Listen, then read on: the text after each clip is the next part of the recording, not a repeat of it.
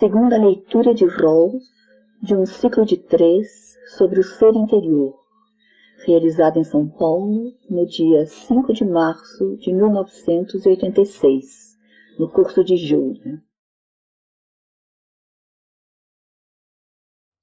Continuaremos o trabalho de segunda-feira. Nosso movimento hoje vai ser um pouco mais alto, um pouco mais complexo. Eu sinto assim, o que Shkela nos fala aqui sobre o nosso ser, nós vamos ver a questão da alma, do espírito, do ser central. São coisas que mentalmente nós podemos entender porque temos uma percepção mental. Mas como toda a nossa educação, nossa formação, nossa visão do mundo, nossos valores são diferentes. E como especialmente nossa vida é montada em bases completamente diferentes. Então, de certo modo, a gente ouve isso e ao mesmo tempo sente que tem uma verdade nisso e ao mesmo tempo com que falta o nexo para o que, em termos de noções, de terminologia, de realidade, por assim dizer, é o nosso lote.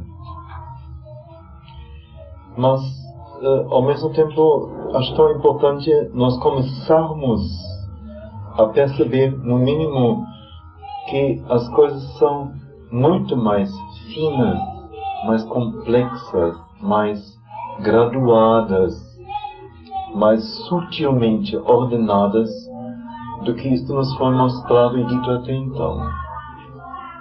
Isso me parece assim o grande ganho, a grande vantagem em ler esses textos. Quer dizer, nós vamos perceber como o que somos não são estas pernas, esta barriga, estes ombros, este peito, este cabelo e este rosto, esta cara aqui. E dentro alguma coisa que sente e vê, e percebe, e se comunica, e age, e recebe, e dá. Isso é ponto, isso é nada, isso é muito pouco, isso é uma parte. Mas que o que somos é algo tão infinito, tão, eu não quero dizer imenso, imenso mas em sua extensão, nas dimensões que nos constituem, mas algo assim tão indizivelmente alto e baixo e vasto e complexamente organizado em si, como nós assim não imaginamos e como nunca nos foi mostrado. Então isso me parece assim um grande ganho aqui. Nós temos uma percepção nesse sentido. Então peço assim a sua paciência, mesmo que noutra hora a coisa pareça assim meio, não sei, termos da Índia ou assim, coisas que a gente não quer adotar diretamente. Não é por isso, eu não quero pregar aqui ou propagar alguma visão das coisas que seja diferente da nossa e convencer alguém que isso é mais certo. Não é bem isso. É só como que abrir o horizonte e deixar com que a nossa consciência se aperceba a si mesma muito mais rica e mais sutil e mais infinita do que nós até então percebemos. Possivelmente, talvez, ou pode ser que um ou outro já tenha experiências nesse sentido.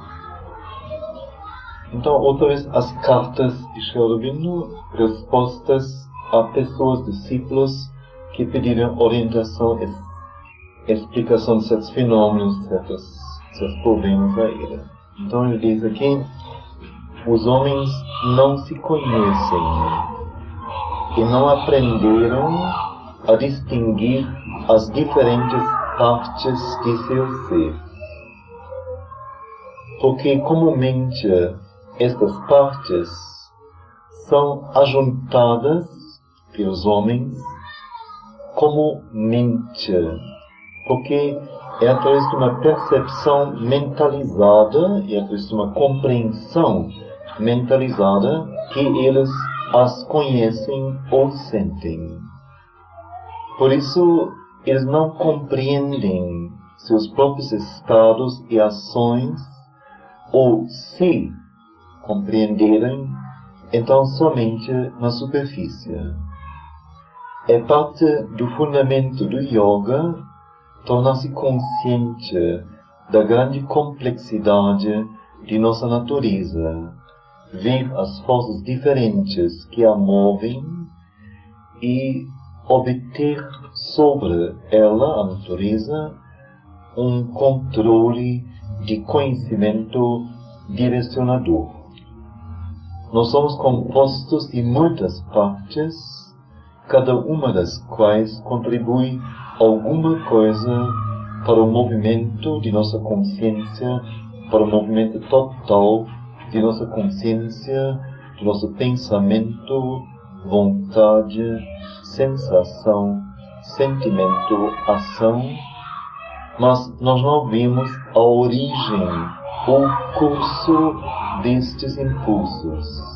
Nós apenas percebemos os seus resultados confusos e mistos na superfície, sobre a qual nós podemos, no melhor dos casos, impor nada melhor do que uma precária ordem em mudança. Vou ler logo mais uma vez. É um depoimento não muito agradável para nós, porque nos coloca um pouco na parede. Os homens não se conhecem e não aprenderam a distinguir as diferentes partes de seu ser.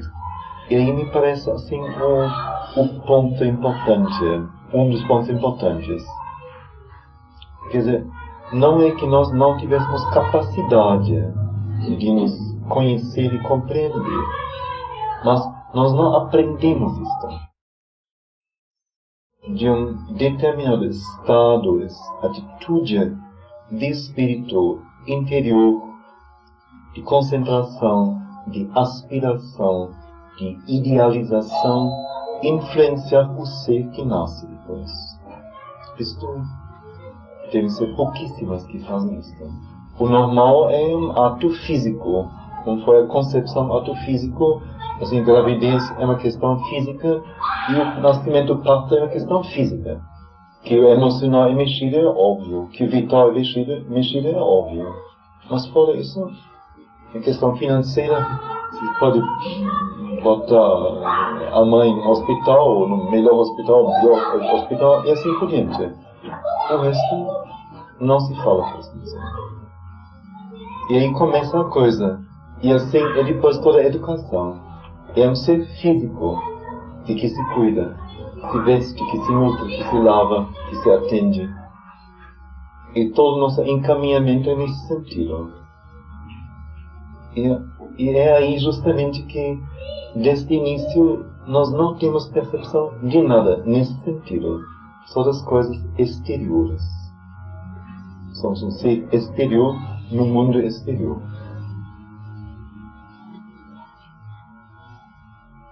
Então ele diz, como nós temos uma compreensão e percepção mentalizada de nós, que a gente vê o que se faz, que se fala, qual é a reação, que se gosta, não gosta, etc., tudo a mente indica.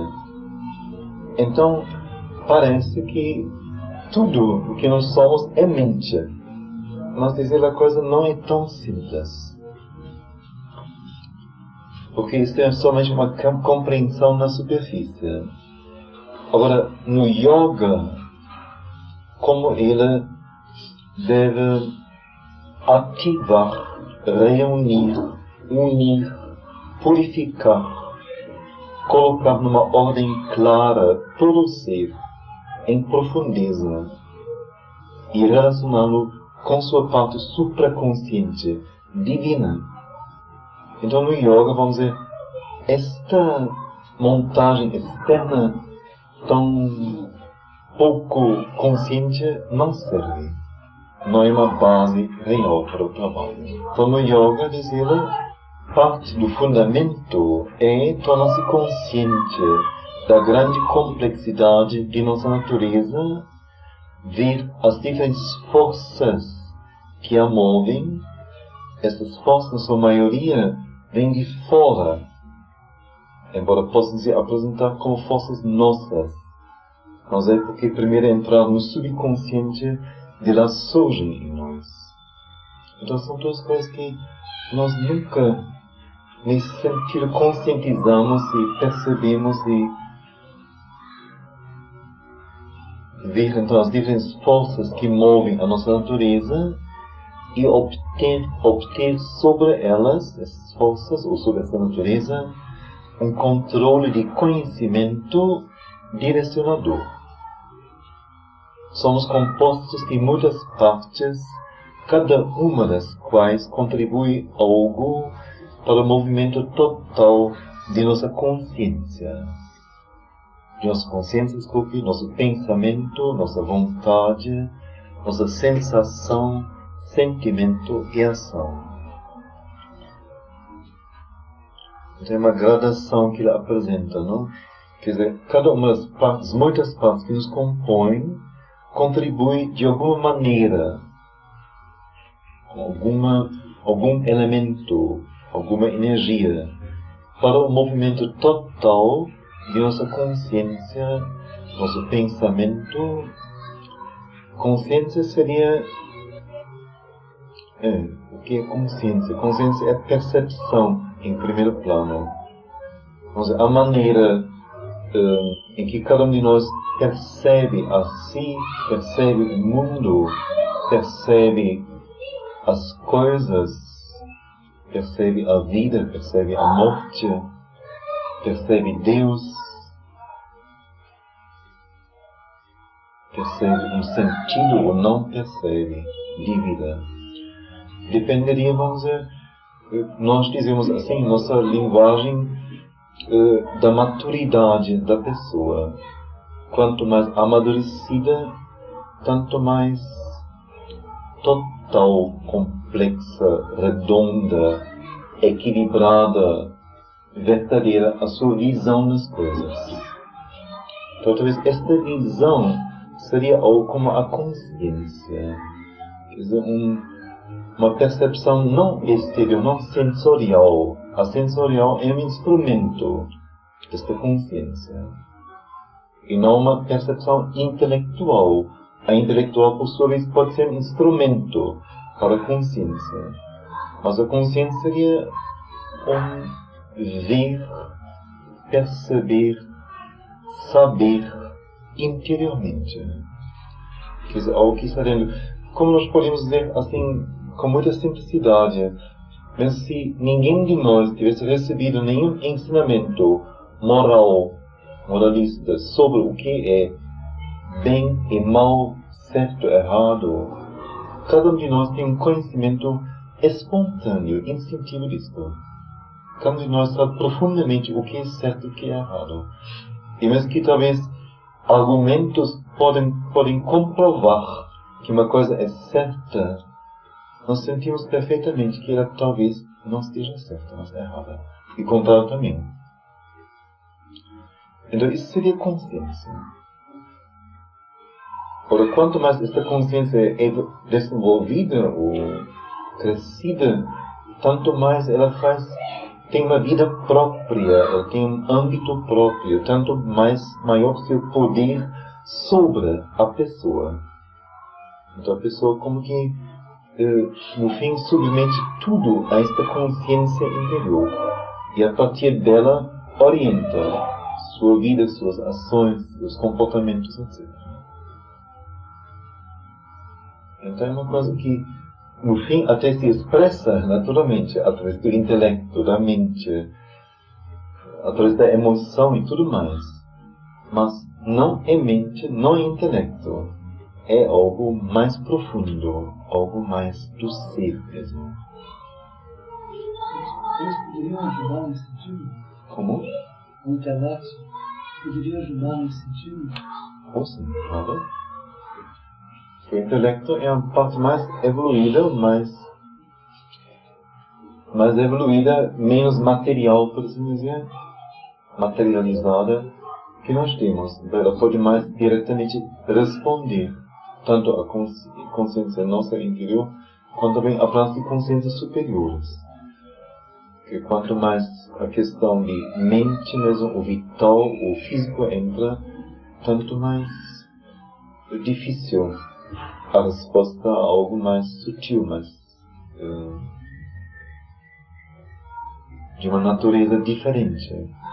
Esta consciência em nós, ela afinal, vamos dizer, é de alguma maneira um representante, um reflexo da consciência suprema, divina. Então, ela tende para lá, ou de lá se nutre, ou de lá recebe sua luz, ou de lá tem sua origem. Enquanto nosso intelecto, mente, corpo vital, como vimos, são formação da natureza, ignorante. Nosso intelecto, vamos dizer, é orientado pela consciência, usado por ela, ele pode ser um ótimo instrumento. Então você vê o fenômeno que justamente os grandes intelectuais são quase sempre as pessoas que mais resistem a qualquer questão espiritual. Porque o intelecto é tão poderoso e tão poderosamente identificado com o ego do poder que este intelecto então tem em relação às outras pessoas, que a pessoa dificilmente se abre à percepção de que o poder real do ser não é o intelecto, e que ele apenas é um instrumento, e que uma outra parte nossa, outra substância nossa deve reger nosso ser. São justamente os intelectuais que mais resistem a isso, naturalmente.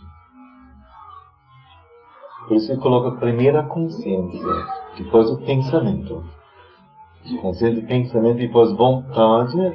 Vontade é uma ferramenta da mente, que se vê e quer, se pode alcançar.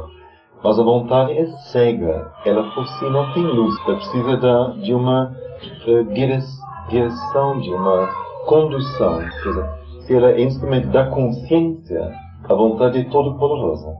Depois coloca sensação, porque sensação é igual ligado aos sentidos. É a faculdade sensorial da mente, a consciência sensorial, que trabalha a partir das percepções dos sentidos. Quase sempre falhas as percepções. Depois o sentir. Bom, a nossa parte emocional é muito precariamente clara, muito precariamente ordenada, mas muito vaga antes, de muito pouca luz, de muito pouco controle. E controle seria só o primeiro passo, vamos dizer. Nós não temos domínio, nós não somos senhores da nossa emoção. É uma parte ainda mais escura do que os próprios sentidos, que de alguma maneira, vamos dizer, sei o que é madeira, o que é duro, o que é mole, etc. Isso ainda é como que testável, mas a emoção é muito difícil. E a ação, no fim, a ação é algo como que um movimento, uma energia quase sempre física, que tem fins determinados, que é limitada pelo fim, que trabalha para alcançar uma coisa. Então ele diz, cada parte que nos compõe contribui de alguma maneira para tudo isto, para o movimento total, nossa consciência, o movimento total, nosso pensamento, de nossa vontade, nossa sensação, nosso sentimento, nossa ação. Mas, diz ele, nós não vemos a origem, ou o curso, o percurso, a trajetória desses impulsos. Quer dizer, se agora, vamos dizer, se por exemplo eu hoje, não sei agora, com minha consciência e intelecto, ao mesmo tempo, escolhi esses textos aqui, alguma parte do meu ser me impulsionou para isto, é óbvio. Mas a tarefa é exterior também, de certo modo. Tem a tarefa de fazer hoje essa leitura aqui sobre o ser interior. Mas contra meu plano, que era repetir os textos que li aqui em Salvador, nos encontros de casa, escolhi outros textos. Então, alguma coisa me determinou nisto. E garanto que cada um de nós, mesmo tendo mais ou menos, talvez, a mesma experiência com os textos que eu tenho, teria certamente escolhido outros textos totalmente diferentes. Então, cada um de nós vive a partir de outros impulsos. E a questão toda seria agora como que, vendo o resultado, poder agora como que seguir a linha, o movimento até de onde nasceu isto. Para saber o que me levou a isto. Mas isso é tentar explicar? Não é bem explicar. Mas é não só ver, vamos dizer, o que no final resta ou aqui chega, mas poder ver o todo. Quer dizer, ver o nascimento, ver como se desenvolveu, o que interferiu, como a coisa foi correndo, foi se movimentando e chegando a isto. E a partir daí, talvez, então, de uma próxima vez já impedir certas interferências. Ou ir diretamente à fonte. E não deixar isso como que quase ser um acaso, um incidente, um humor do momento, uma inclinação do momento. Mas como que poder com mais firmeza pegar as coisas em si. Assim como que garantir também que o meu funcionamento, o meu movimento exterior seja mais garantido. E se eu sei as origens e posso ir lá à vontade, então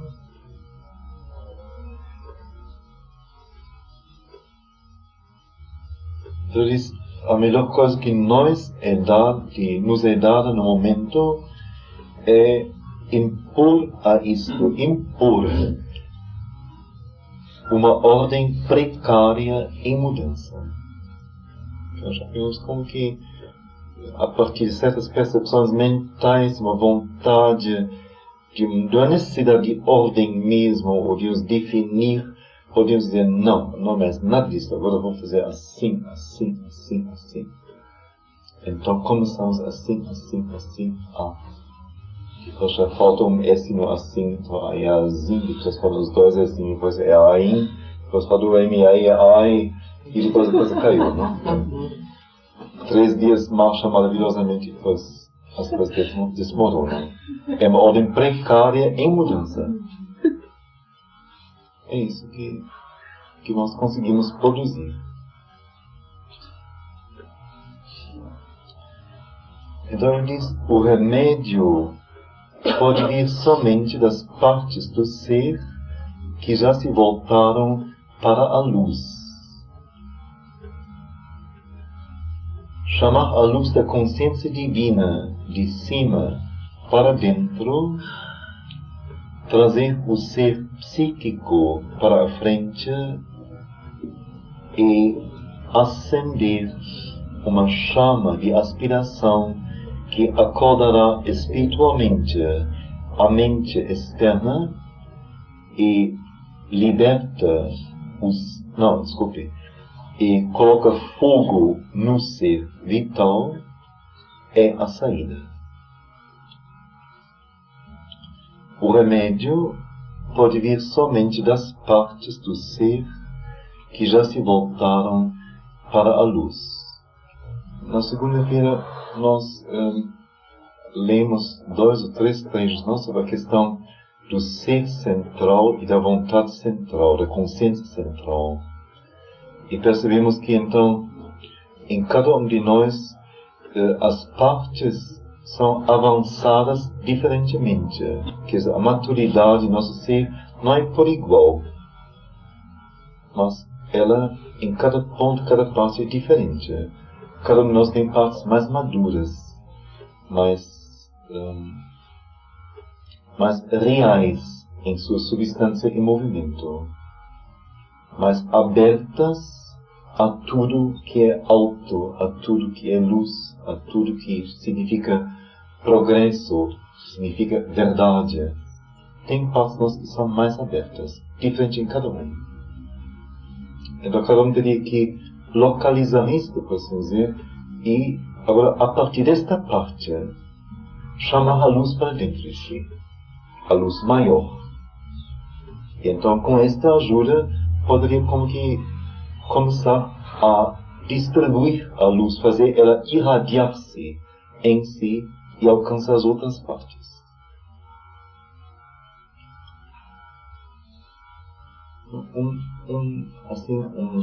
Uma feição muito característica ou essencial, podemos dizer mesmo, de tudo que Sri Aurobindo viveu e nos mostra em sua palavra, através de sua palavra, é que ele vê o ser humano capaz somente para ir até um certo ponto.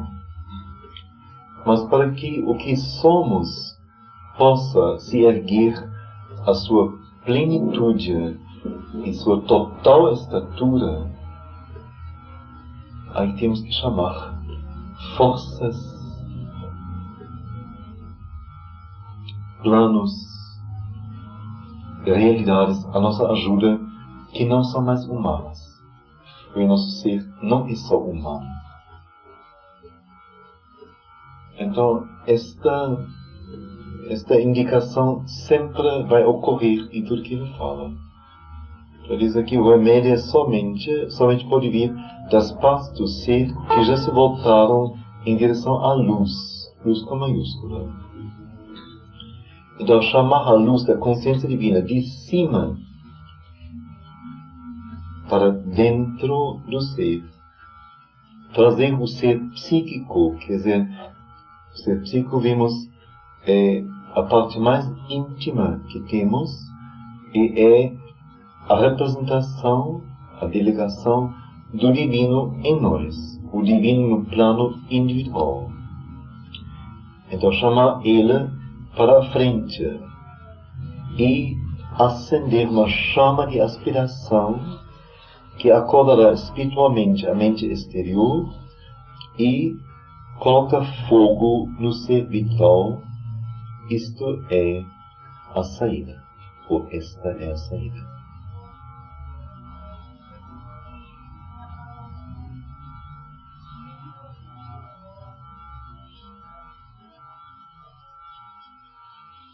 Eu penso que nós podemos, sem nos demorar mais nesse trecho, e adiante vem muito material.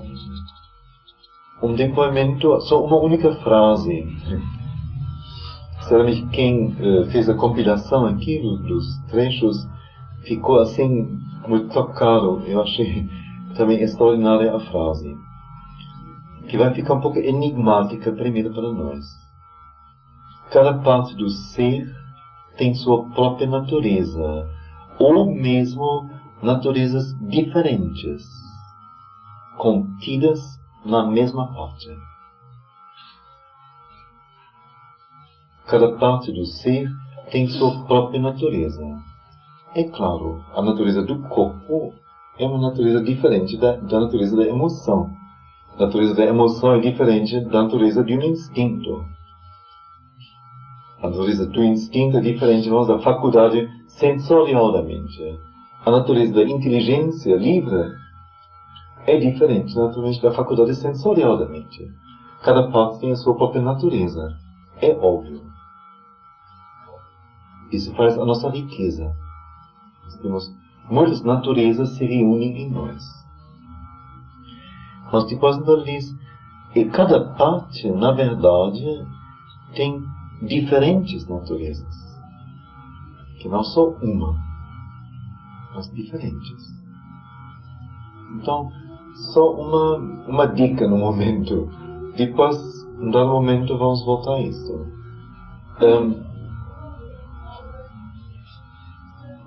Por exemplo, vamos dizer, a minha sensibilidade. A sensibilidade humana ela pode se voltar para muitos objetos, movimentos, ocorrências, assuntos, interesses. Não, eu posso ficar sensibilizado por uma criança, por um sapo, por uma obra de arte, por um canto de pássaro, por um trovão, por um acidente, por sangue, por uma injustiça, por um ato extremamente justo e nobre. Tudo isso pode me sensibilizar, tocar. Tudo é a minha sensibilidade. Mas então, se ela é capaz de ser tocada por tantas coisas diferentes, é impossível isto acontecer se não tivesse nela algo da natureza de cada uma destas coisas. Senão as coisas não se poderiam tocar. Contem pessoas que têm uma sensibilidade ainda pouco desenvolvida. Então, não se tocam com a pintura desta, ou não se tocam com uma flor, ou não se tocam com um trovão. Só é barulho, só causa medo, não sei o quê. Então, vamos dizer, aí ainda esta multinatureza não acordou. A coisa ainda é embrionária. Mas quem tem uma sensibilidade desenvolvida, olha, como isso trabalha a todo momento, não? Qualquer coisa. Só pode ser porque ela tem uma multinatureza capaz de reagir a muitas coisas. Quer dizer, é uma sabedoria antiga e universal que nada pode ser percebido por nós e nada pode nos tocar a não ser que isto esteja em nós, de alguma maneira. Senão, eu não poderia reagir. Só aquilo, eu não percebo aquilo que não está em mim. Mas o que eu percebo está em mim. Então, nesse sentido, cada parte nossa tem uma multicapacidade a partir de uma multinatureza. E pode se relacionar multiplamente com muitas coisas. Isso é tanto um grande potencial e uma maravilha e um grande perigo. Porque quantas direções nos são abertas? E como a nossa distinção é pouca e nossa visão de um objetivo claro é ainda vaga, então somos como que dilacerados pelas múltiplas solicitações e pelas múltiplas possibilidades. Corremos em mil direções.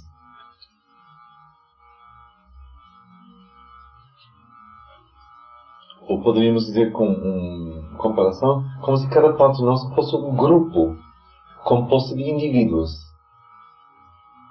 É um grupo, é um ser grupal, mas ao mesmo tempo, quantos indivíduos compõem esse ser grupal?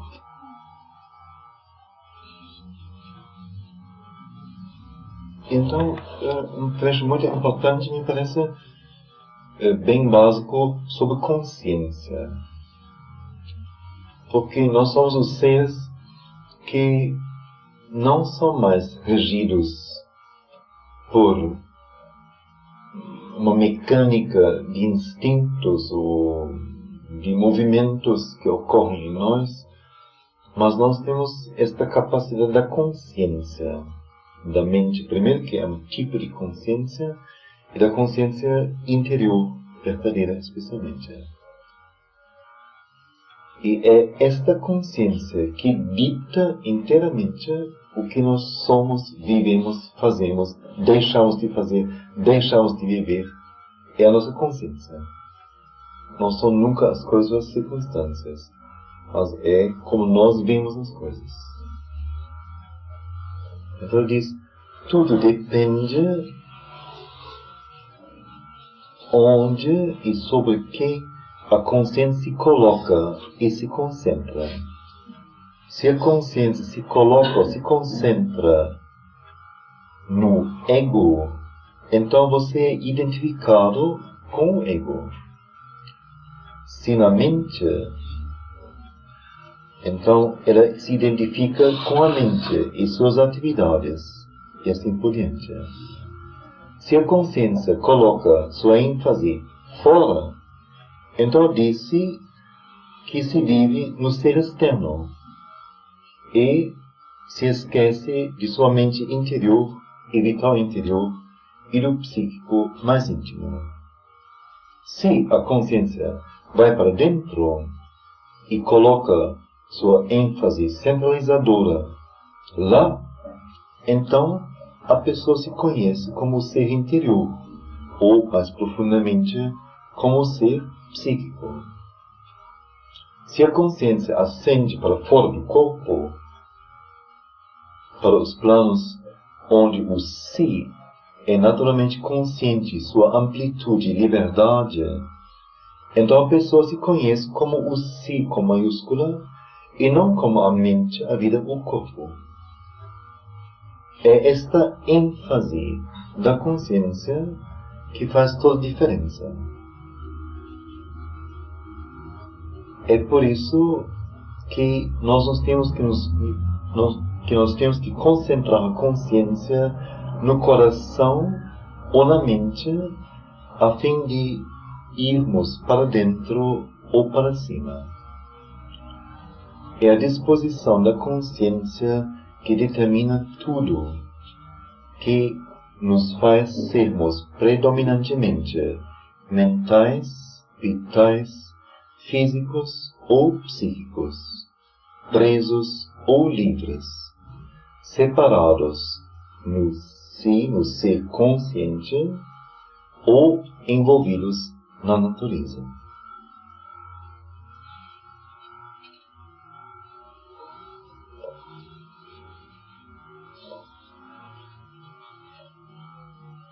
Tudo depende onde e em que a consciência se coloca e se concentra. Se a consciência se coloca ou se concentra no ego, então você é identificado com o ego. Se na mente, a pessoa se identifica com a mente e suas atividades, etc.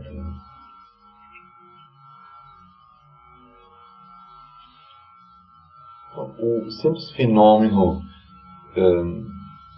vamos dizer, o que se leu, o que nos interessou, vamos dizer, há 10 anos, uma boa parte disto hoje nos diz pouco. Hoje, no melhor dos casos, nos é claro, se mostra a nós como estágio, como passo a ser dado na caminhada. Inteiramente válido, justo, verdadeiro. Mas em relação ao onde estamos hoje, ao que vivemos hoje, não é mais o alimento, não é mais o chão realmente para nós. Por que naquela época isso nos foi tão importante? Lutamos por isso, freneticamente, fanaticamente, agarramos-nos nisso. E hoje não mais. Porque nossa consciência nos mostrou isso como todo importante. Talvez alguém nos mostrou, mas se isso alguém tem poder sobre nós, foi porque nossa consciência respondeu e se identificou, e escolheu isto. Hoje, do mesmo jeito que hoje nos é tudo importante, daqui a 5 anos, 3 anos, talvez daqui a um mês, talvez amanhã, nos parece. Bom, tudo certo, mas não é coisa do dia, não. Não é o que hoje deve ser vivido e feito. Quer dizer, a consciência é uma coisa dinâmica, uma coisa em movimento, uma coisa em evolução, uma coisa que procura ampliação, que procura progresso a cada momento. Então, nós teríamos que andar com ela sempre. Ora, onde ela coloca, como disse, seu poder centralizador, onde ela coloca sua principal força, principal luz e percepção. Isto nós vemos como a primeira coisa. Isso se torna importante para nós.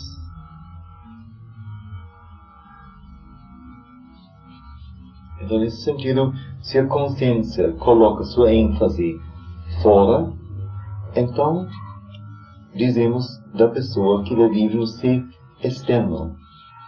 E nós, então, nos tornamos esquecidos, nossa mente e vital interiores, nosso psíquico mais íntimo. Ouvindo assim, então parece simples. Então só preciso colocar minha consciência nas coisas. Então na coisa que eu quero. Então eu quero naturalmente conhecer meu ser interior. Então só preciso colocar. Sim. Na verdade é tão simples assim. Mas conseguir manter a maior força, a maior energia da consciência dirigida para dentro, apesar de toda a vida, de todos os hábitos, de todas as influências, de todos os chamamentos, de todos os choques, de todas as preocupações, de tudo que ocorre na vida, isto é supremamente difícil. Esta é a coisa. A coisa em si é simples, é isso mesmo. Mas executar, viver isto, esta é toda a questão. Ora, se a consciência vai para dentro e coloca a sua ênfase centralizadora lá, então nós nos conhecemos como o ser interior, ou mais profundamente ainda, como o ser psíquico. Se ela ascende para fora do corpo, para planos onde o si é naturalmente consciente,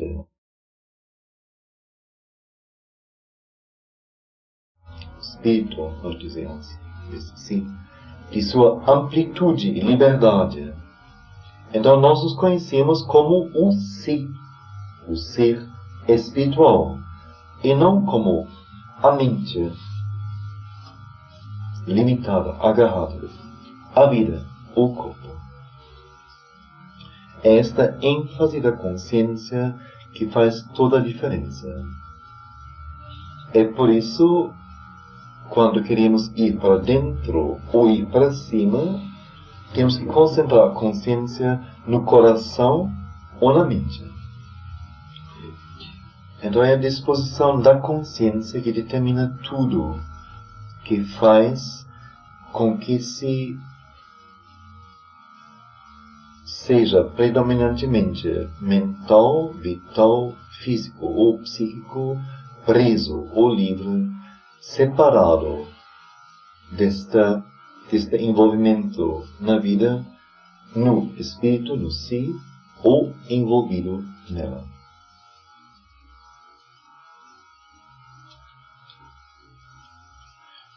Por exemplo, a questão, vamos dizer, uma pessoa muito próxima a mim, parente ou não parente, não importa, morre.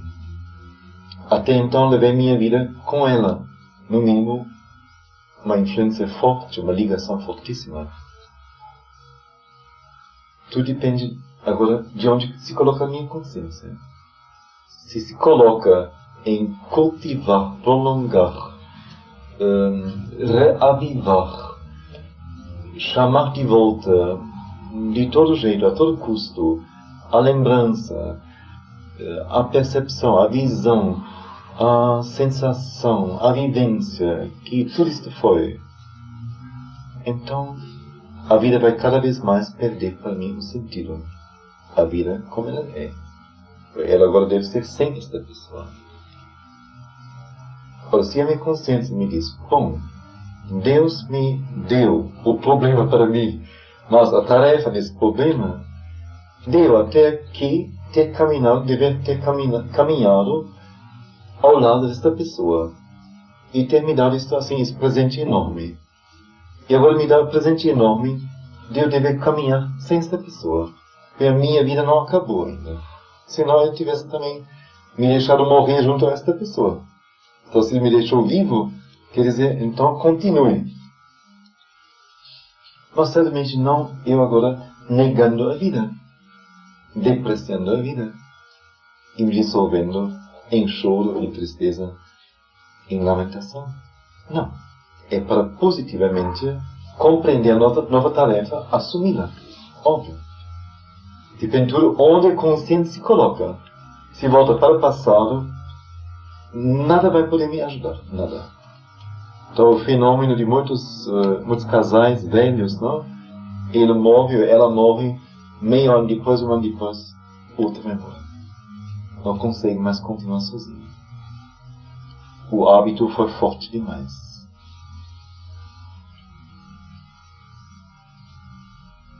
Então, só como exemplo, vamos dizer, depende onde a consciência, se a consciência, então diz, não, como eu digo, Deus te deixou vivo, então quer dizer, você deve viver.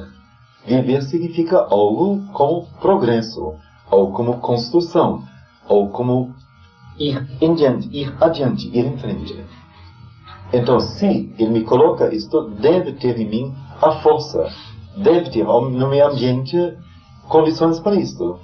Deve eu poder encontrar o caminho para isto.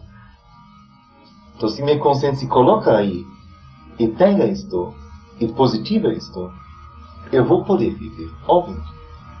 E vou viver mais anos.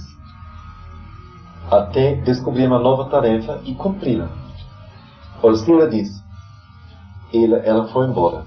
Não sei mais o que fazer com a minha vida. Não tem mais sentido. Tudo foi afinado a isto. Sem ela, não posso viver.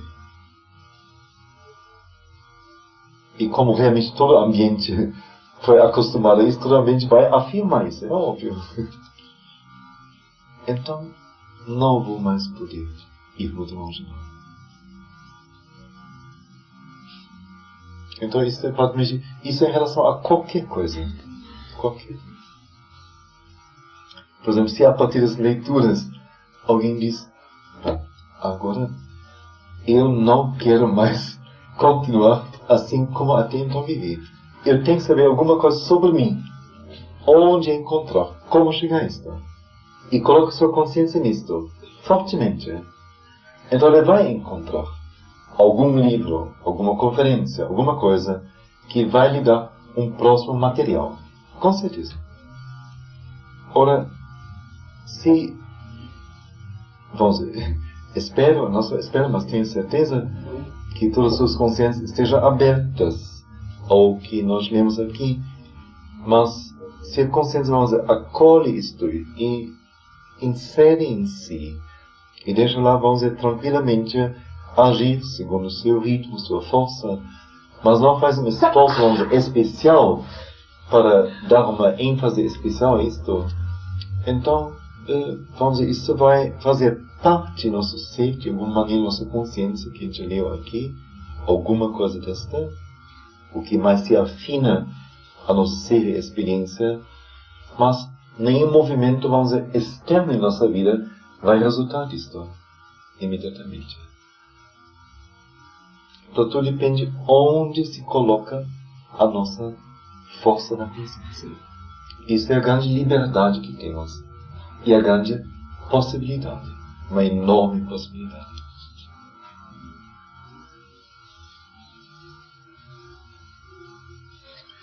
Sobre consciência. Consciência é feita de dois elementos. Percepção de si e das coisas e das forças e poder consciente. É difícil traduzir isso. Em inglês é escrito Conscious Eating Power. Conscious Power. Não, o conscious não é adjetivo aqui. Não é Conscious Power, mas é Conscious Eating Power. Então, como que poder do estar consciente. Poder de consciência, poderíamos talvez melhor traduzir. Então, a consciência é composta de dois elementos. Percepção de si. Também aí, em inglês, tem esta maior liberdade, não? Maior sutileza. Percepção of self. Self é tanto, of self pode ser de si, quer dizer, autopercepção, e também do si. Então, a percepção daquilo que nós não somos, mas que é a nossa parte maior. Quer dizer, o ser espiritual. As duas coisas sempre consoam quando é escrito aqui, dito aqui, of self. Então, traduzindo sempre tem esse dilema, não sabe se deve traduzir como autopercepção ou como percepção do si. é de si, do si. Então, percepção de si, do si e das coisas, que é daquilo que nos rodeia, com que vivemos, do universo, e das forças que regem o universo. Percepção das três coisas. E além disso, agora, poder de consciência. Então, a percepção, diz ela, é a primeira coisa necessária. Você tem de ter percepção das coisas na consciência certa, na maneira certa, vendo-as em sua verdade. Mas percepção por si ou em si não é suficiente. Deve haver uma vontade, uma força que tornem a consciência efetiva. Leio mais uma vez. Percepção é a primeira coisa necessária. Então, primeiro, percepção. Você tem que ter percepção das coisas, e agora vem as três condições. Na consciência certa, na maneira certa, vendo-as em sua verdade. Quer dizer, não é perceber de qualquer jeito, de todo jeito, de algum jeito. E não percebendo para algum fim. E não percebendo segundo algum conceito. Mas é percebendo na consciência certa. Qual seria a consciência certa? Então, a consciência é composta de dois elementos. Percepção de si. Também aí em inglês tem esta maior liberdade, não? Maior sutileza. Percepção of self. Self é tanto, of self pode ser de si, quer dizer, autopercepção, e também do si. Então, a percepção daquilo que nós não somos, mas que é a nossa parte maior. Quer dizer, o ser espiritual. As duas coisas sempre consoam quando é escrito aqui, dito aqui, of self. Então, traduzindo sempre tem esse dilema, não se sabe se deve traduzir como autopercepção ou como percepção do si. É de si, do si. Então, percepção de si, do si e das coisas, que é daquilo que nos rodeia, com que vivemos, do universo, e das forças que regem o universo. Percepção das três coisas. E além disso, agora, poder de consciência. Então, percepção, diz ela, é a primeira coisa necessária. Você tem de ter percepção das coisas na consciência certa, na maneira certa, vendo-as em sua verdade. Mas percepção por si ou em si não é suficiente. Deve haver uma vontade, uma força que tornem a consciência efetiva. Leia mais uma vez. Percepção é a primeira coisa necessária. Então, primeiro, percepção. Você tem que ter percepção das coisas, e agora vem as três condições. Na consciência certa, na maneira certa, vendo-as em sua verdade. Quer dizer, não é perceber de qualquer jeito, de todo jeito, de algum jeito. E não percebendo para algum fim. E não percebendo segundo algum conceito. Mas é percebendo na consciência certa. Qual seria a consciência certa?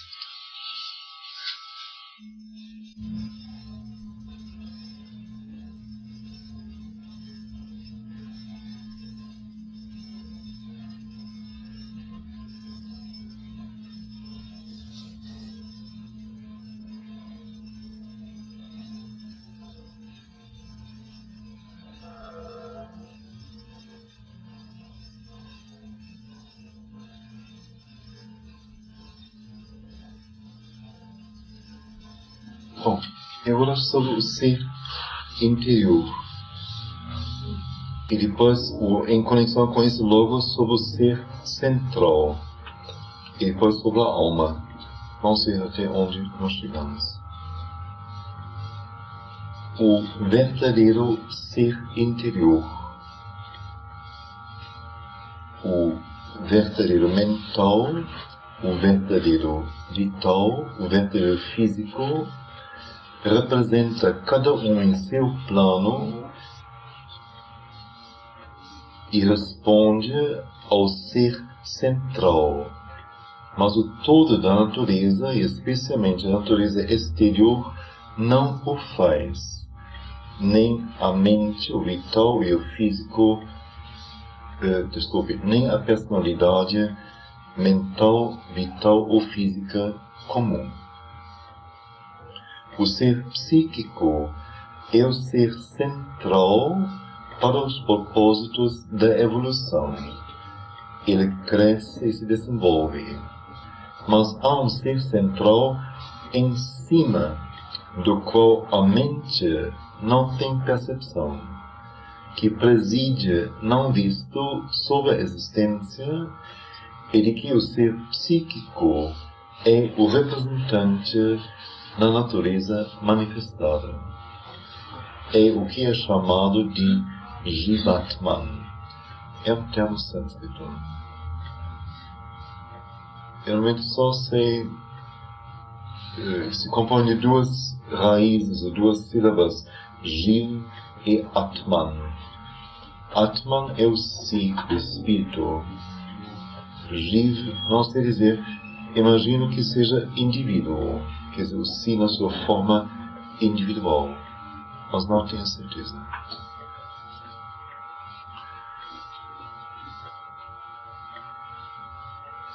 Então, leia outra vez.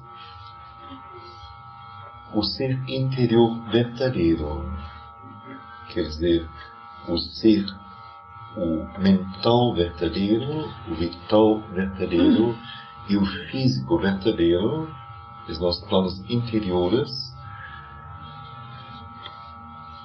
representa cada um em seu plano o ser central e também responde cada um em seu plano ao ser central. Mas o todo da natureza, especialmente a natureza exterior, não o faz. Que não representa o ser central, não responde a ele. Nem tampouco a personalidade mental, vital ou física comum. Então, mais uma vez. Se fala sobre o ser central seria, talvez em nossos termos, assim, mais simplesmente falando, a essência do ser. Talvez podemos dizer assim. Quer dizer, aquilo que nós há de mais, ou de essencial, simplesmente. Ora, aqui visto como um ser, não como a essência que fica meio abstrato, mas como uma parte do nosso ser. E nossa parte, mas como o ser central, quer dizer, em torno do qual nosso ser e personalidade são construídos, são colocados. Então, esse ser central é representado em nosso ser através do interior verdadeiro, quer dizer, como o ser interior se compõe do mental interior, do vital interior, do físico interior, vimos da última vez. Então, cada um deles representa em seu plano o ser central. Quer dizer, a mente interior seria o representante do ser central no plano mental. O vital interior seria, no plano vital, o representante do ser central. E o físico, o interior físico sutil, seria, no plano físico material, o verdadeiro representante do ser central. E não só é representante, mas cada uma dessas partes responde ao ser central, que tem uma resposta natural, espontânea a ele. Mas, diz ele, o todo da natureza, o todo que nos compõe, não responde e não tem esta natural ligação ao ser central. E especialmente a natureza exterior não o faz, quer dizer, a personalidade mental, vital, física comum que nós somos. Quer dizer, ela não corresponde ao ser central, dificilmente.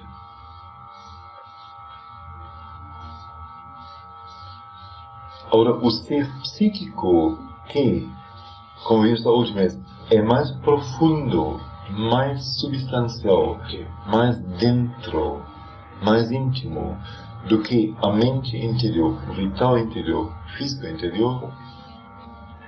Esse ser psíquico é o próprio ser central em sua formação para os propósitos da evolução. Que o ser psíquico, na evolução, cresce e se desenvolve, como a criança. Quer dizer, num dado momento, quando aparece, para dizer assim, encarna, primeiro é um feto, um embrião. Depois vai crescendo, vai ser criança, vai ser criancinha, criança, adolescente, adulto, etc. Mas, e agora a coisa fica complicada mesmo, mais complicada ainda.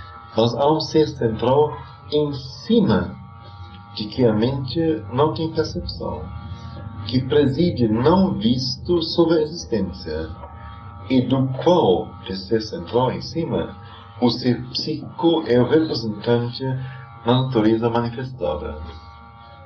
Esse ser central, então, na terminologia sânscrita, é chamada de Jivatman. Então, é aí que gostaria de lembrar o que eu falei inicialmente. Não estou doutrinando, não estou propondo, nós mudamos a nossa terminologia e adaptamos agora Jivatman e ser central, não importa. Mas a percepção, eu acho assim, a percepção tão sutil, tão verdadeira, a composição nossa. Então, vamos por fora. Sobre este corpo tem a roupa, camisa, calça. Aí tem o corpo físico. O físico não é só o que eu sou em termos de personalidade, que precisa de energia vital para animá-lo, o corpo da vida dele, e também para torná-lo expressivo. Então, meu gesticular, meu fazer aqui carecas, etc. É tudo energia vital, não? Que possibilita que seja expressivo e possa, talvez, desta maneira, tornar coisas abstratas um pouco mais vivas e mais próximas. Nem poderia falar, nem pensar, nem sentir sem essa energia vital. Mas, graças a Deus, nasci como ser humano, fui feito um ser humano, não escolhi, mas foi feito. Então, tem um cérebro, assim tem uma mente, um intelecto, uma inteligência. É isto que a natureza determina todo ser humano tem. Corpo, energia de vida e uma cabeça. Cabeça com uma mente, um intelecto, uma inteligência. Então, isso não sou eu. Isso é a minha montagem exterior. Cada um de nós tem esta montagem exterior. Sem ela, ela não existe. Agora, para dentro disso, então, o físico grosseiro, tão duro, não? Eu, como dançarino, assim, sofro especialmente, não? Quando, assim, sempre novo, as limitações tremendas, não é? Enormes. Eu só sentar assim, não posso dobrar a perna, do contrário, no joelho para lá, e essa posição para cá, e sentar de barriga aqui. Não posso. Não posso.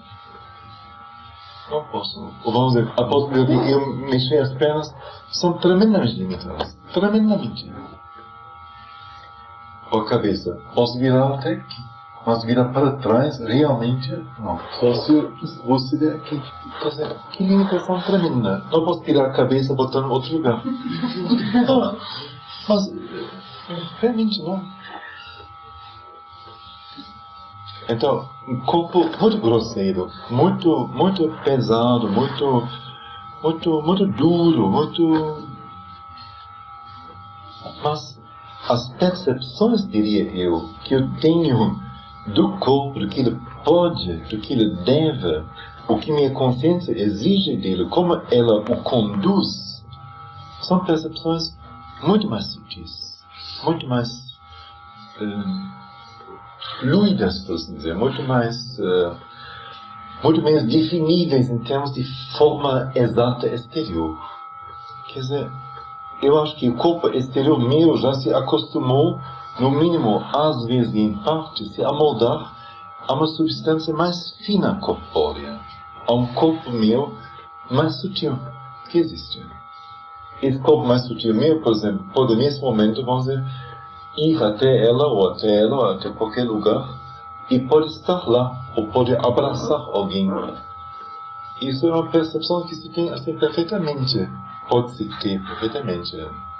Quando se está de frente a frente, sem fazer nada e sem dizer nada, pode-se ter perfeitamente a percepção de que alguma parte, como que uma parte nossa, o todo mesmo, está se desprendendo e envolvendo o outro. Isso pode sentir isso do outro também, que isso pode ocorrer conosco, que nos envolva. Mas para mim não é só uma questão de energia, é uma questão mesmo de alcançar o outro como que fisicamente, envolvendo-o como que fisicamente, mas é sutil. Então, nesse sentido, tem certas experiências básicas que possa ter. Agora, como eu digo, nossa educação nos barrou totalmente a percepção e a mente, quase totalmente. E assim, semelhantemente, vamos dizer, meu vital exterior, eu sou muito, vamos dizer, eu tenho temperamento, não? E sou nervoso, etc. Então, as coisas não andam sempre assim, bem direitinhas e bem calmas. Mas a minha energia vital, de que dispõe, na verdade, é enorme. É calma. Eu posso chamar, ela responde, não? Ela vai. Especialmente quando a minha parte central trabalha na dança, o corpo, não? Aí não tem fim para assim, né? A energia. Quer dizer, a energia que dispõe não é a minha energia física deste corpo. É uma outra energia, mas que está em mim. Uma energia de vida enorme. Um plano vital muito grande. Cada um de nós tem isso. E mentalmente diria a mesma coisa. Quer dizer, embora inteligentemente, intelectualmente, nós podemos refletir e perceber e concluir e analisar e tudo mais, mas vamos dizer, o compreender algo mais profundamente, tão profundamente que isto cause dentro de nós um espanto, uma alegria, uma felicidade, uma ampliação do ser, um enlevo. Isso é algo que o intelecto não produz. É impossível. Aí deve ter alguma coisa em nós que corresponde ao intelecto, à inteligência, à mente, mas assim, de uma dimensão tão feliz, tão quieta, tão desprendida de querer possuir o ter, o acertar, o provar, o comprovar, o estar certo, mas que simplesmente sabe e respira o saber, por assim dizer. É saber, é conhecimento. Está em nós. Então, isso seria nós dentro. Aí nós somos mais o Wolf, e a Gilda, e Maria, e o Manuel. Mas aí somos mais profundamente, não temos mais nome e idade. Isso é algo que existe fora disso. E dentro disso, então, esta parte indizível totalmente, que é o psíquico. Quer dizer, algo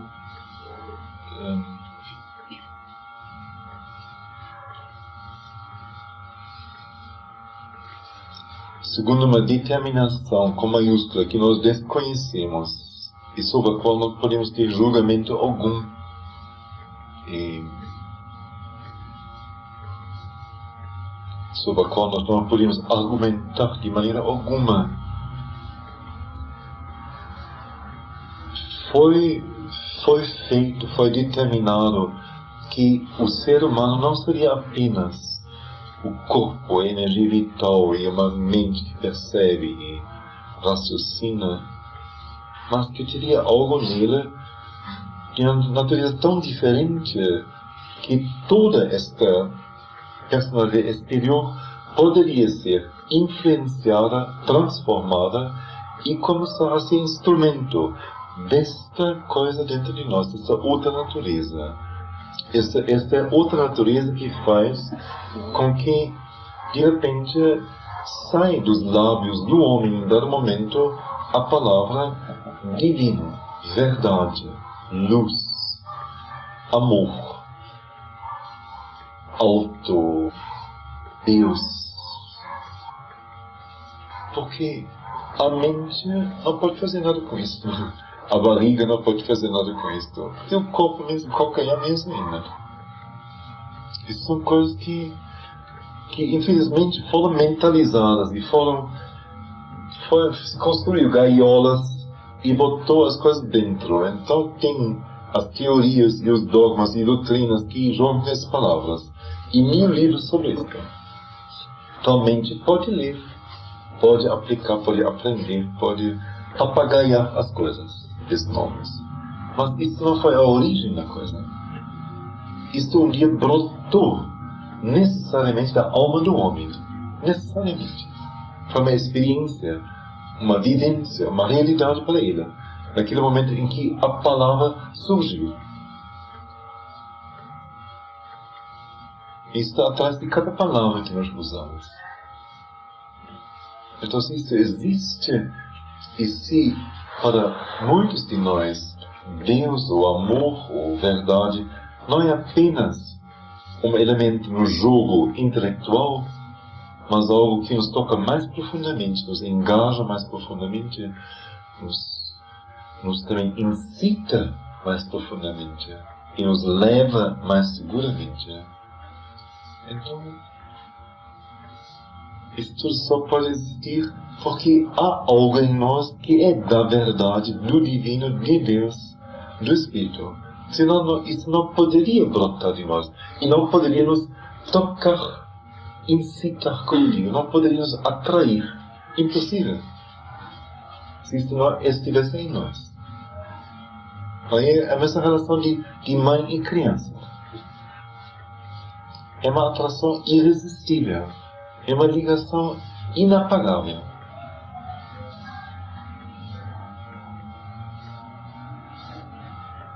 Então a percepção de que, como nosso crescimento é lento, é assim, aos arrancos, não? Quanto custa, não? Até uma vida se colocar em pé e se construir e se tornar consciente e se desapegar das coisas e tudo mais.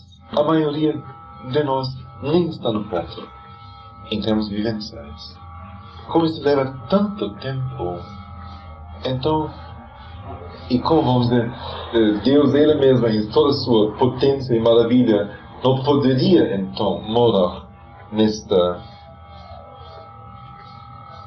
precária favela que nós somos ainda. Então vamos ver também, ele primeiro se faz pequenininho, então é feto.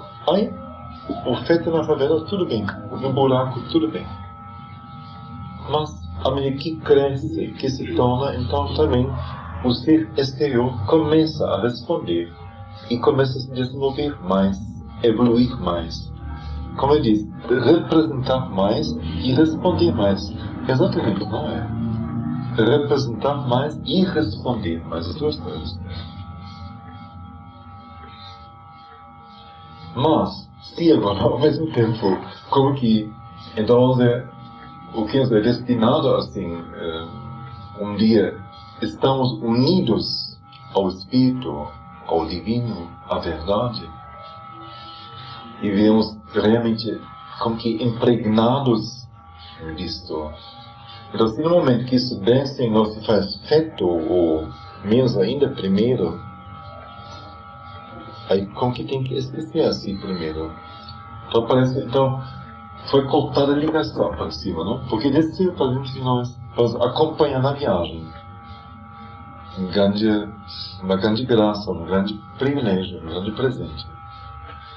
Mas para que então não tivesse esta perda da percepção de que sempre, a qualquer hora, em qualquer situação, em qualquer momento, seja nós estamos no abismo, no inferno, na fartura, na pobreza, nos céus falsos, ilusórios ou certos, para que sempre, a qualquer momento, nós pudéssemos ver e perceber a luz pura, a coisa pura em si.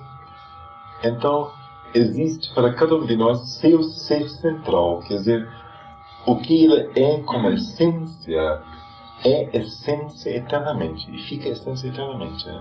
Mesmo que ele ainda esteja marchando na lama, esteja rolando no buraco, esteja engolido pelos monstros. Este ser central que ele é, eternamente está aí para ele. Agora, como uma graça e pelo amor, por assim dizer, um ato de amor, ele manda uma delegação que se faz pequenininha, feinha, como é um feto. E, então, crescendo com o ser psíquico em nós, nos acompanha até, por assim dizer, crescer até tal estatura, maturidade, plenitude, que um dia coincida com o ser central. Nesse momento, estamos livres. Nesse momento, a nossa marcha aqui terminou, como obrigação, por assim dizer. Tem documentos de antigas espiritualidades. Não sei quem leu Ananda, O Mundo Dentro. A gente tem isso aqui, acho. Não? O Ananda Especial. Depois alguém se vê depois. Tem lá dentro um canto Hino da Alma. O Hino da Alma. É um documento antigo, muito lindo. Eu traduzi isso do alemão, e a própria tradução alemã é uma tradução de muita confiança, assim, da maior confiança possível, posso dizer. De a descrição, vamos dizer, de um ser espiritual que vive com, primeiro, por dizer, no alto com seus pais, o reino do céu, por dizer, em termos antigos, é um documento antigo, é mandado para baixo, para dentro do Egito. O Egito era, na época, o símbolo da perdição, da escuridão, da ignorância. E lá se perdeu. Viveu como todo mundo viveu, e fez o que todo mundo fez. Até um dia vir uma carta voando, uma carta dos pais preocupados com o estado do filho. E a carta, é muito lindo, diz, então, o conteúdo da carta coincidiu com o que estava escrito no meu coração. Meu coração, a minha alma. E então, acordei. E me lembrei da minha tarefa. Então, a tarefa era que esse ser tinha que fazer adormecer uma cobra que estava vigiando uma pérola. Esta pérola era a alma do ser central, a alma pura em sua pureza. E as cobras representando o envolvimento do mundo. Então ele se lembra, vai lá, adormece a cobra, pega a pérola e volta para o ponto de partida, um certo lugar. E quando chega lá, então os pais mandaram para ele o mestre de cerimônias. Era, vamos dizer, na Idade Média se concebeu ainda o céu como um reino Deus como um rei entronado com sua corte e seu pessoal todo arrumado. Então, nessa cerimônia, e aí vem essa parte muito linda, muito tocante e que diz aquilo que tenta explicar com as palavras. Então, ele trouxe meu vestido original, meu manto original, todo feito de luz, de raios de luz e decorado, ornado com pedras preciosas. Cada pedra preciosa é símbolo de alguma virtude, alguma qualidade celeste, por assim dizer. Mas o manto era todo vivo. E quando, diz então, quando vi o manto, e ele estava aqui na minha frente, eu me identifiquei com ele, ele se identificou comigo, ele voou sobre mim e se amoldou à minha figura. E nós éramos novamente um. Então, como se este manto, este vestido feito de luz, seria, vamos dizer, a forma individual do Espírito dado a cada um de nós. O divino no plano individual.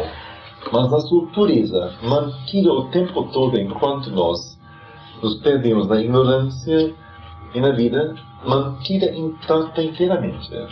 No momento que nós voltamos em nossa consciência ao estado de percebermos qual é a nossa vida e ser reais, então chegará um momento em que este ser verdadeiro, neste documento, na forma de manto, está diante de nós, vivo. E a nossa identificação com ele e a dele conosco é perfeita. Então, as coisas, os dois seres coincidem e são um só. Ora, por sua vez, este ser central seria, por sua vez, vamos dizer, uma célula, vamos dizer, do corpo do Espírito, ou de Deus, ou do Divino, como tal. Esse seria o Divino no plano individual, individualizado, né, para cada um de nós, o ser central. Então, esse ser central, ele se manifestaria, então, em cada um de nós num outro plano, como vimos. Ou mental, ou físico, ou vital, ou emocional, ou de ação, ou de pensamento, ou não sei. Agora, e a origem desse ser ignorante, né? Primitivo? A origem do ser ignorante? Sim. Essa parte que não tem ainda esse espírito, né? Eu não compreendo. Mas é o fenômeno da evolução. Porque o que somos em termos de tipo, de espécie, é um produto da evolução da natureza. Se se admite a evolução, então é inteiramente lógico que o nosso tipo tinha que aparecer. Mas essa natureza também não é superior? Nada existe que não seja ele. É isso que me confunde. Por que ele tem que aparecer de uma forma tão imperfeita? Teve que aparecer. Bom, se ele, abre aspas, quis, fecha aspas, aparecer assim, de alguma maneira, quer dizer, manifestar-se assim, de alguma maneira, não só ficar dentro de si, ser ele mesmo. Então, no momento que ele sai de si, ele não pode só botar o nariz para fora e dizer, é muito frio. Não vou. Para o momento que botou o nariz, eu tenho que botar o rosto, eu tenho que botar o ombro, eu tenho que botar o corpo. Aí o espaço, ele vai dizer, não. O espaço, não. Então vou me manifestar aqui bem pertinho da minha porta, assim, tudo ainda quentinho, tudo ainda com a atmosfera de meu ser. Não, mas que ele começou, tem que ir até o fim, até lá onde pareceu que nem era mais ele. Então ele tem-se também a imperfeição? É a imperfeição. E ver agora como realizar, ou como conseguir voltar de lá onde ele nem era mais ele, com vontade de ir lá até ele mesmo outra vez. Ou nas condições da escuridão, nas condições de onde ele se jogou. E não dizendo, bom, agora chegou a brincadeira, não basta, chega. E fumaça e tudo é glória. Mas agora, realmente, na condição de onde ele se jogou. E lá só a evolução, então. Agora, realmente, na condição de onde ele se jogou. E lá só a evolução, então. Por daí se compreende a evolução. Que realmente é uma crescente manifestação de consciência e de poder de alma.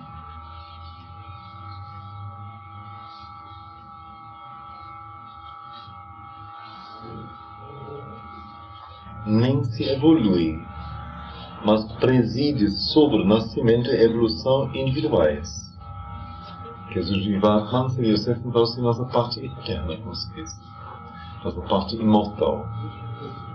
Em nossa linguagem.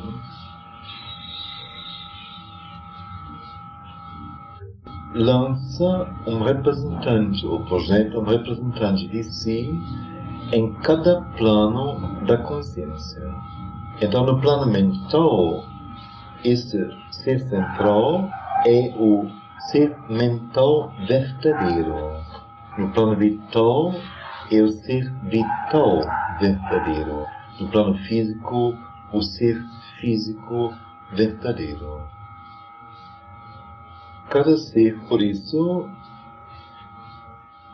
enquanto a ignorância dura, é centrado em volta de seu ser central, de mente, da vida ou do físico, de acordo com o plano em que ele predominantemente vive.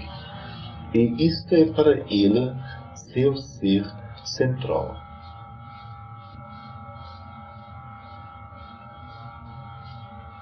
Às vezes, esse ser central, quer dizer, esta parte nossa eterna e imortal, ela no plano mental é o ser mental verdadeiro, no plano vital, o ser vital verdadeiro, no plano físico, o ser físico verdadeiro. Então, cada ser, cada um de nós, por isso, enquanto ele não tiver o pleno conhecimento de si, enquanto ele não estiver em plena posse consciente de si, ele é centrado de acordo com o plano em que ele predominantemente vive, ou em torno de seu ser verdadeiro mental, ou então de seu ser verdadeiro vital, ou então de seu ser físico verdadeiro. E este é para ele seu ser central.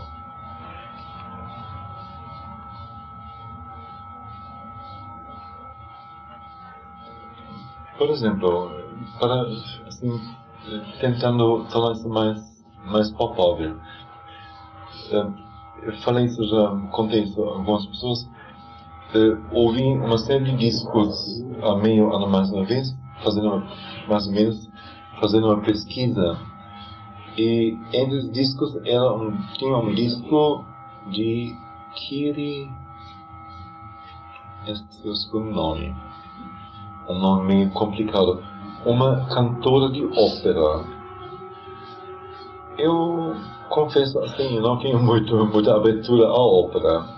Eu mesmo passei 7 anos no teatro de ópera, como dançarino, e sei bem o que se passa lá. Assim, o jogo que está lá no palco. Então, não tenho muita fé nisso, não. Mas, como o disco caiu para mim, e como a pesquisa era pesquisar todos os discos, então ouvi também esse disco, óbvio.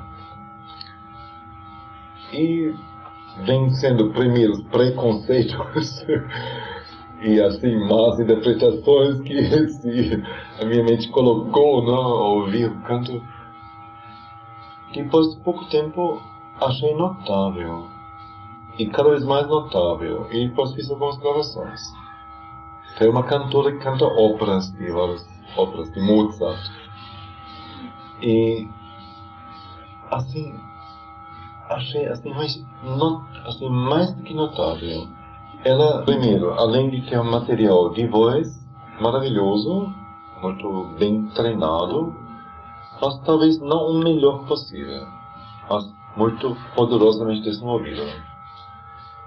Além de ser muito inteligente, percebi assim, da maneira como ela trabalha as coisas se relacionam com a música, coloca a dinâmica e tudo mais. Muita consciência. Mas ela tem, vamos dizer, uma emoção, um ser emocional tremendamente evoluído. Mas tremendamente. Um poder vital de expressão emocional enorme, mas enorme. Que vai realmente do mais dramático, pateticamente dramático, mas não vaziamente patético, mas um dramático que tem realmente vida, peso, força, poder, até algo assim tão simples, tão desprendido de qualquer enfeite, atitude, mas com tão assim veracidade, de um sentimento verdadeiro, assim, quieto, simples, assim, e ela rege isto à vontade. À vontade. Ou seja, à vontade, certamente, cada ópera deve ter, cada área deve ter trabalhado meses nisto. Com certeza. Mas aqui ela chegou, é fantástico. Eu acho isso fantástico. Eu diria, o ser central dela está na emoção. Esta emoção onde ele se entrega a ela e deixa-se guiar por ela. Ela acerta coisas assim com a intuição, um instinto maravilhoso. Não é a inteligência, ela é inteligente, mas não é um grande intelecto, com certeza não. E não é a técnica, a voz apenas. Eu conheço vozes muito mais dotadas, muito mais, quer dizer, onde o físico seria o ser central, muito mais ricas, muito mais dóceis. Mas esta coisa da emoção, eu nunca ouvi ninguém cantar assim, nunca. Achei notável. Para mim, vamos dizer, o ser central dela está na emoção. Se ela conscientizar isso bem e como que a partir daí fazer suas referências, ela vai ser bem guiada sempre. E poderia a partir daí ampliar a coisa. E ela pegou ela e trabalhou ela e colocou isso no centro da vida dela. Seja profissional.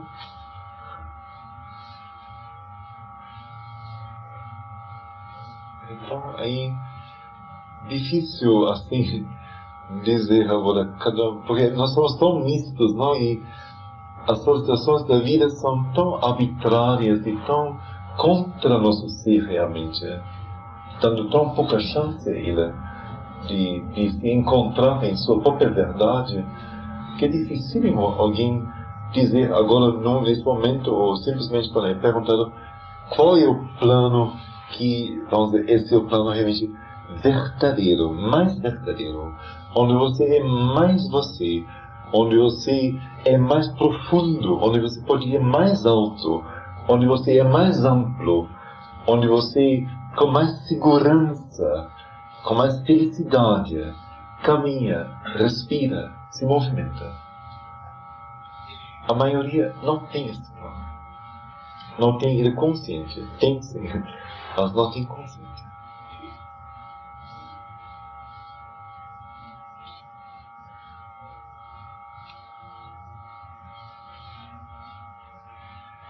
Agora, isto já seria uma percepção mais sutil. Mas primitivamente, podemos assim, a coisa se colocar assim, vamos dizer, por exemplo, o operário,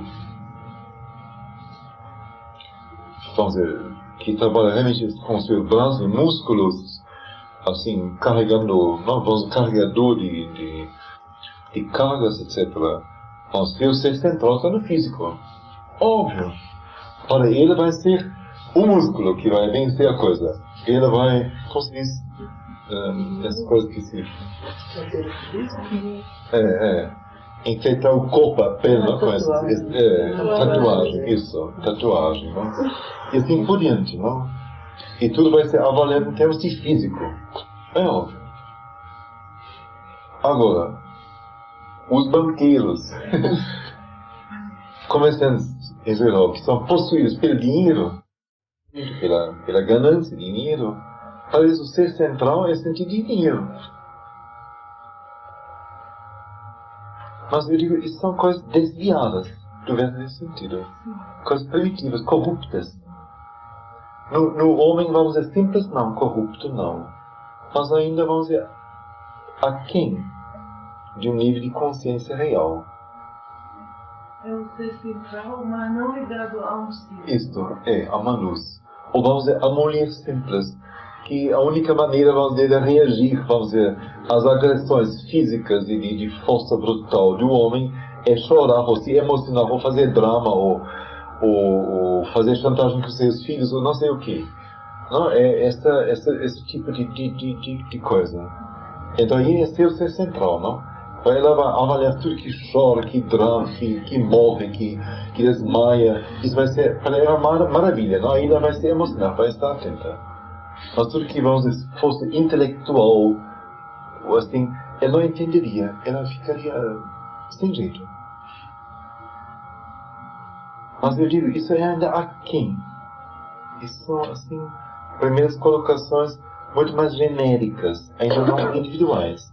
São classes de pessoas. Mas vamos dizer, em nossa classe, que já é uma classe social e desenvolvimento mental em geral, mais avançada, é perfeitamente possível que alguém localize esse ser central no sentido mais verdadeiro.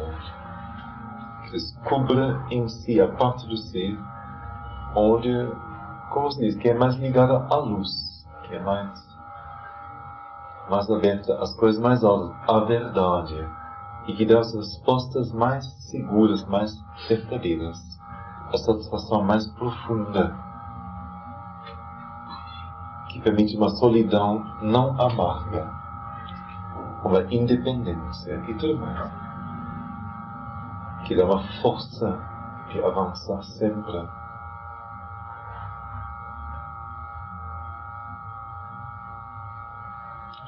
A questão no fim é que a partir deste plano, onde então esse ser central se situa, a consciência central nossa se situa, que a partir dela o resto do ser seja conquistado, seja transformado, seja colocado ao mesmo nível. Para que um dia o ser todo esteja de uma única ressonância, de um único som.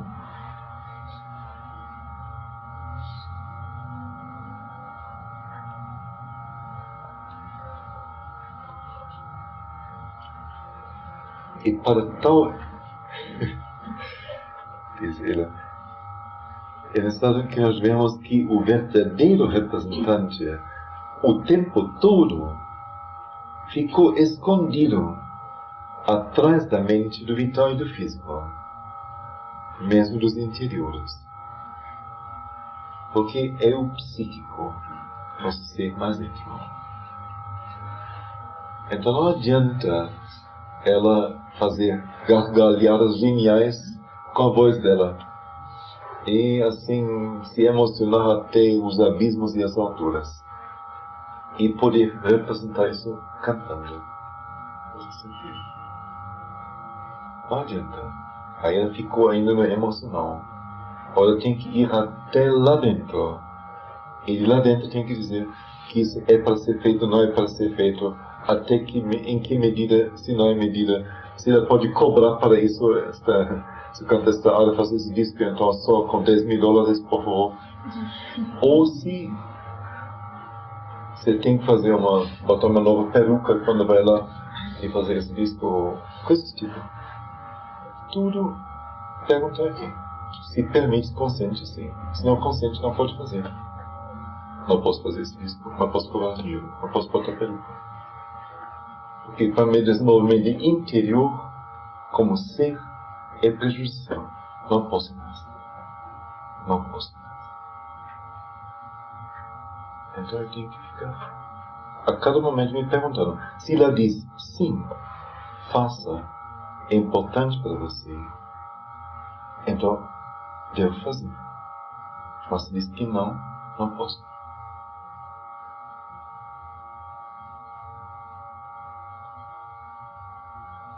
Então a coisa é assim, no fim, é crucial totalmente. Não tem mais para onde escapar.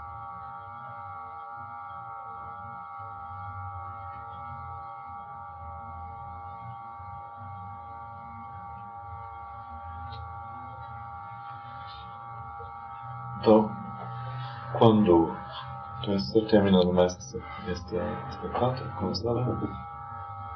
quando o conhecimento mais íntimo começa a vir, nós nos tornamos conscientes do ser psíquico dentro de nós. Ele vem para a frente e conduz a caminhada. Nós nos tornamos conscientes também do Jivatman, o si, o espírito não dividido, acima da manifestação, do qual o psíquico é aqui o representante.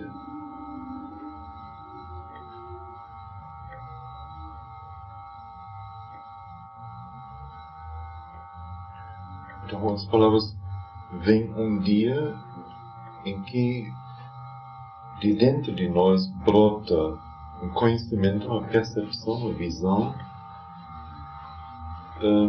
tanto do ser psíquico quanto deste Jivatma, ser central acima de nós.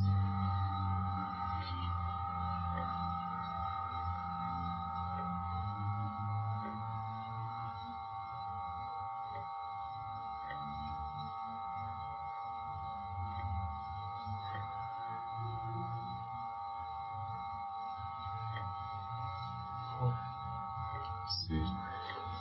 Eu não entendi bem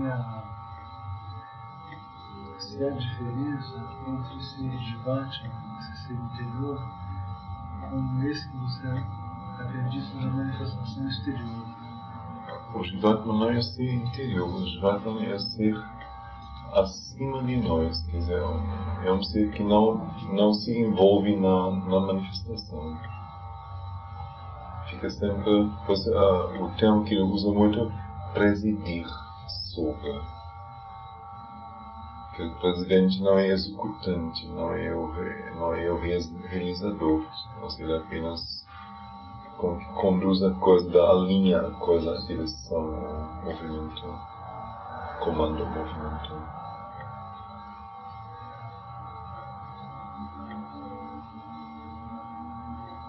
Ele tem que ser o representante, então, no plano, ou no outro plano. Mas ele, de qualquer forma, seria um ser individual, né? Ou sim, é.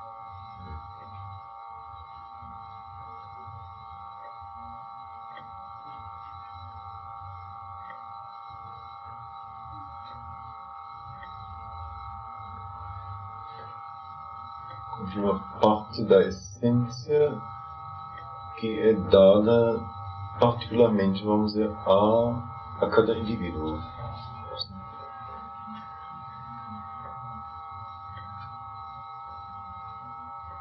Então, só mais é bem pouco sobre a essência, justamente. Acho que ele diz, você não sabe o que significa essencial. Há uma diferença entre a essência de uma coisa, que é sempre a mesma, e suas formações e desenvolvimentos que que podem variar. Há uma diferença entre a essência de uma coisa, que essa essência é sempre a mesma, e as formas e suas formações e desenvolvimentos que podem variar. Há, por exemplo, a essência do ouro, e há as muitas formas que o ouro pode tomar. Mas o ouro sempre é ouro. Eu posso fazer de ouro 1000 objetos, 1000 coisas diferentes. Mas o ouro é sempre ouro. E depois uma frase assim curtinha, deve ser a nossa última, maravilhosa. Essência nunca pode ser definida. Ela simplesmente é.